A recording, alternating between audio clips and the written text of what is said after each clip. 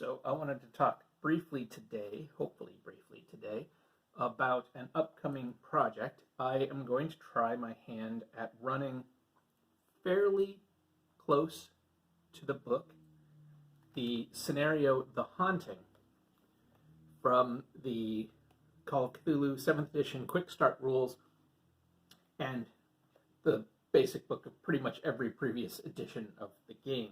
The Haunting is, from what I understand, the first scenario for Call of Cthulhu ever run. It is certainly, I would say it's probably the scenario that has been run over the years the most. It takes up a little more than the back half of the Quick Start rules.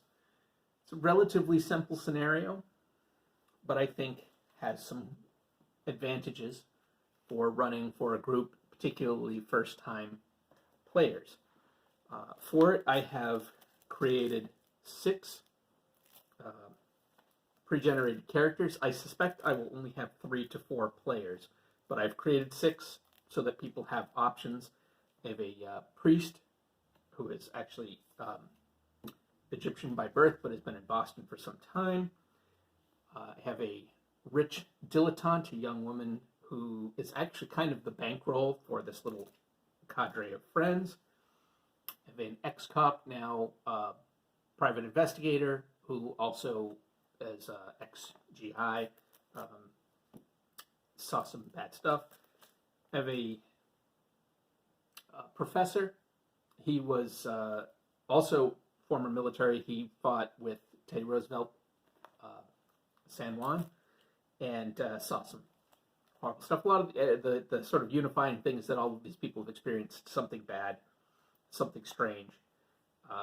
If a psychiatrist, and finally a journalist. They all have some kind of connection in Boston and a connection to each other at the start. As part of the scenario and preparation for this scenario, I got off of Drive-Thru-RPG from, I believe it's from Chaosium on Drive-Thru-RPG, a set of handouts, which you can get the PDF of and then print out at home. This includes, I'm not going to go into too much detail on them because, I just don't want to go into spoilers and that sort of thing. But among other things, it has the initial Northern Union telegram that contacts the players on behalf of the landlord of the haunted house. And then I have divvied up each collection of clues with the location where they are likely to be found. My intention for the day of the game is to actually have a little bit of information about each location on here, and perhaps a picture. I have gone through and done a little bit of Google Foo to find pictures of these various locations, because many of them are real-world locations. So I'm hoping to have maybe a picture on here as well as a few little bits of information so that I will be able to, say, describe to somebody what's going on, etc. And I will also be having NPCs filled out on these cards. The NPCs will have little bits of information that they might have, personality traits, etc., and I'll have each of those on there and ready to go for the game session.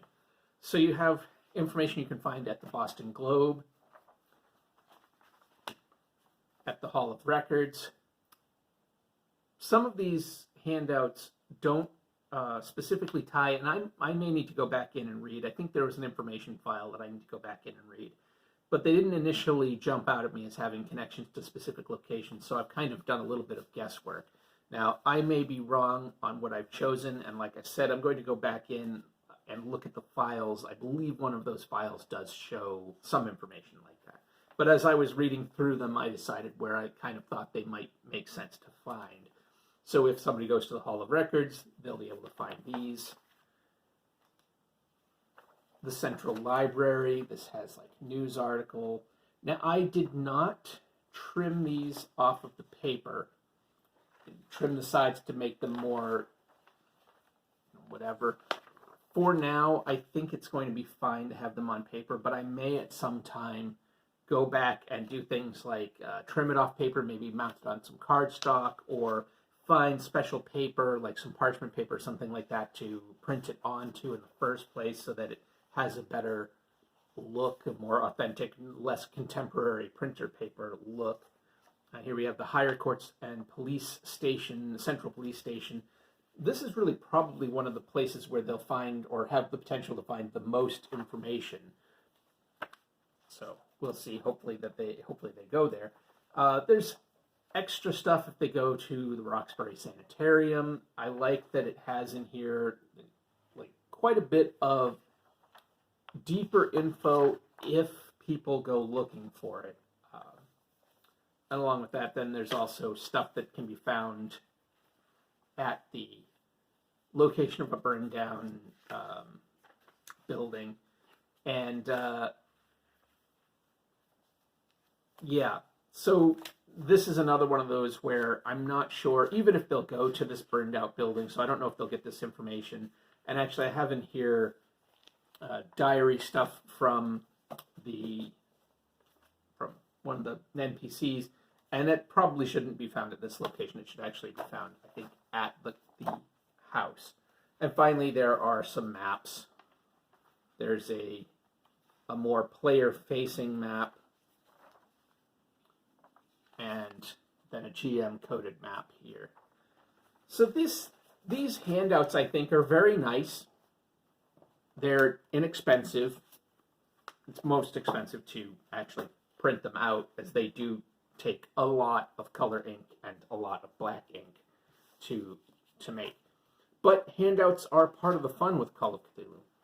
So my hope, as I put this together, again, I'm hoping for 4 people. I have 3 people mostly confirmed right now, so I'm hoping to maybe grab another one by the time it's ready to go.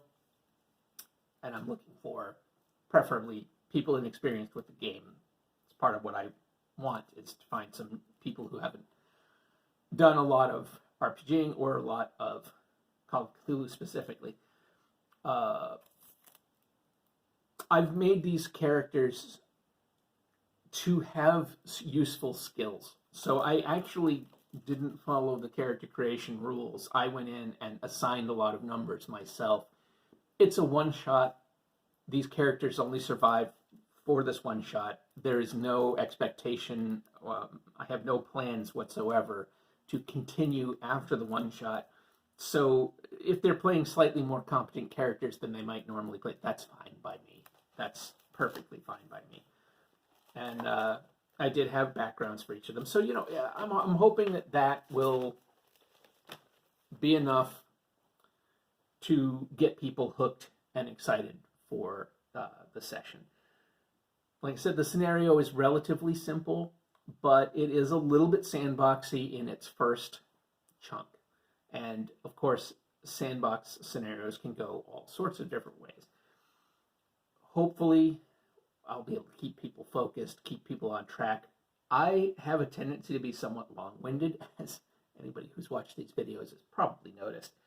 So part of what I am doing is trying to keep myself focused and run the scenario in under 4 hours, preferably in 3, but I am giving myself a block of 4 hours of time to run the scenario, and my hope is that I can move things along even quicker than that. So we'll see. I guess that's all I really want to say about it today. Yeah. So wish me luck. Actually, probably by the time you see this, it will have already happened, but one never knows with me and getting these videos posted. So that's it for now. Take care, and maybe I'll do a follow-up video about how the hunting went. We'll see.